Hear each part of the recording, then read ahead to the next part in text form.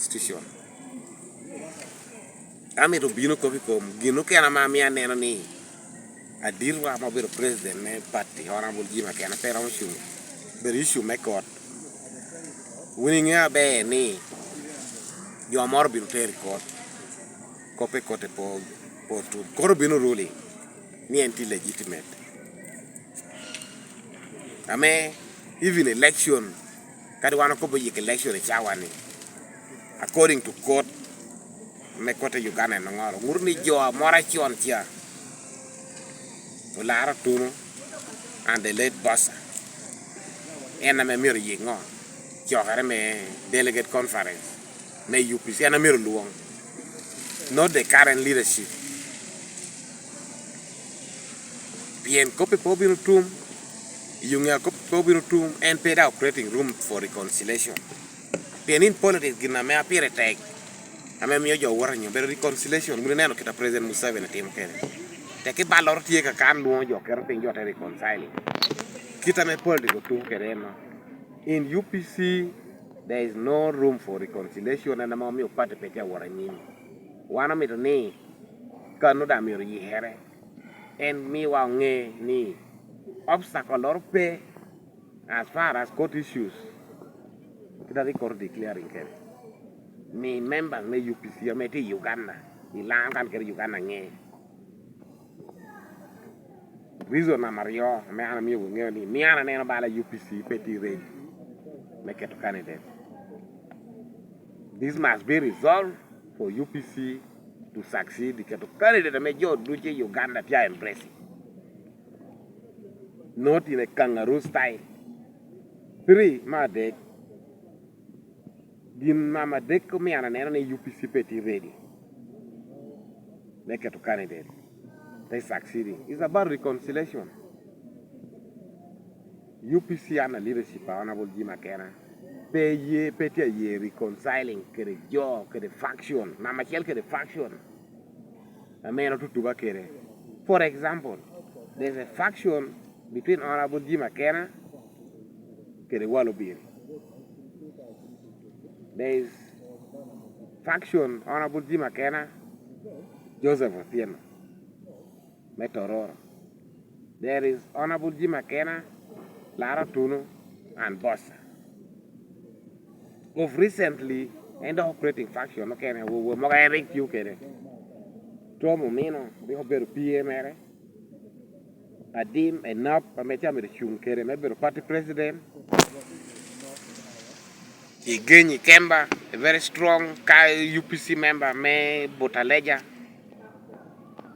Papa ri oberu minister wa bore jone dushu jo attack jo kene no peti ye me room me loke jone jo te do kara chiel so by not make your room for reconciliation ana neno ni UPC peti ne pien pate tekre jo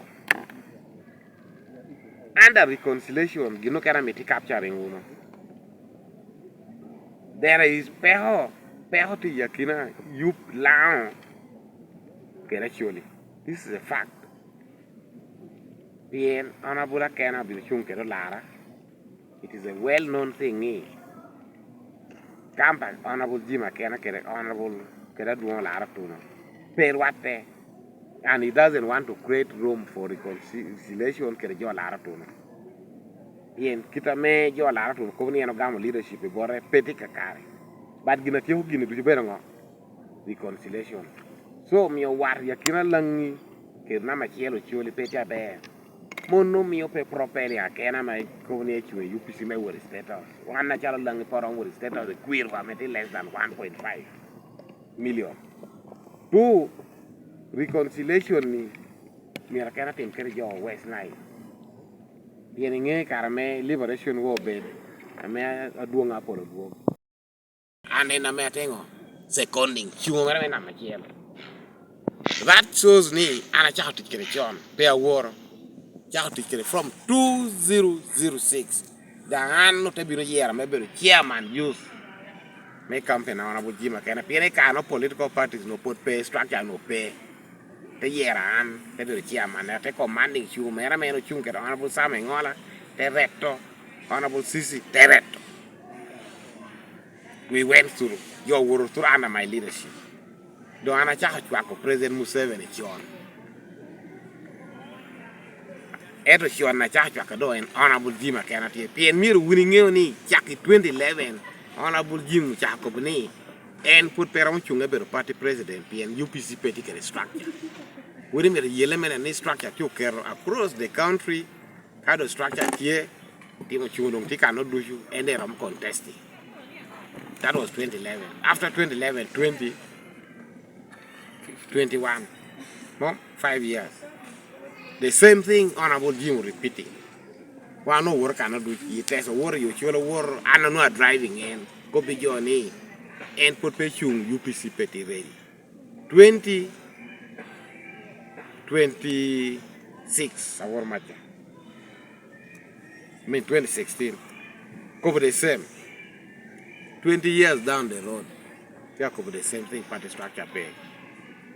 Now, Kawan Penye and Kovani to a bully chatan, I mean, no queer, down Maraika.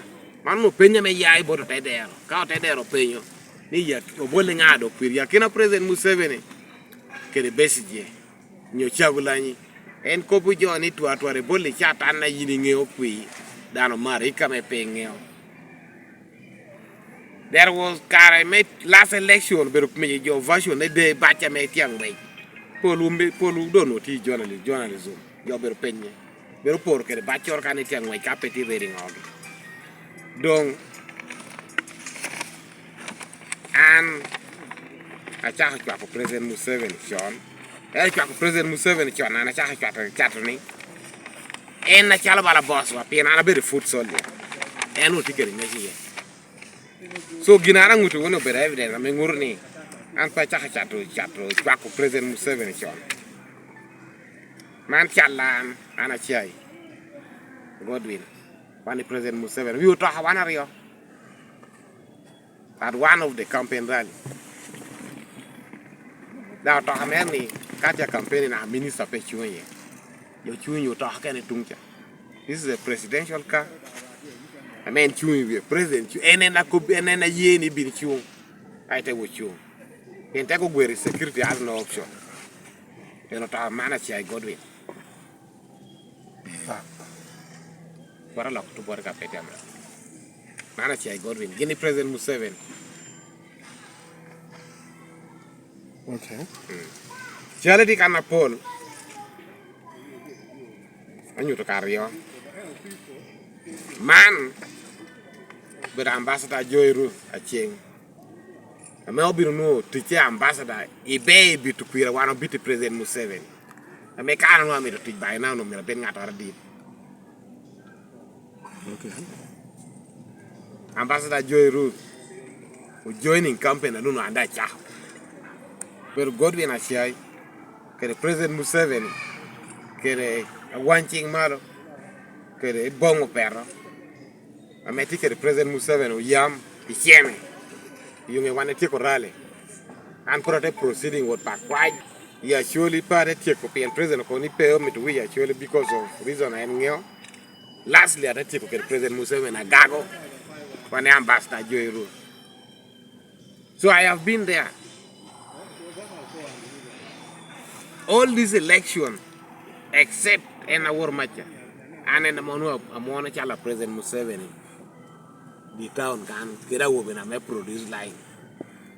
Pen NRM card and no ticket 1 year. Pick up a new mere, a UPC, get a NRM. You are not due to the detail, man, NRM can require this. When you ticket a call, UPC, President Museveni, your chain of Akena, where Akena can join my one, Chala President Museveni. Charlie, do you know Tibora? Thank you for watching Lango News channel. Please subscribe for more updates.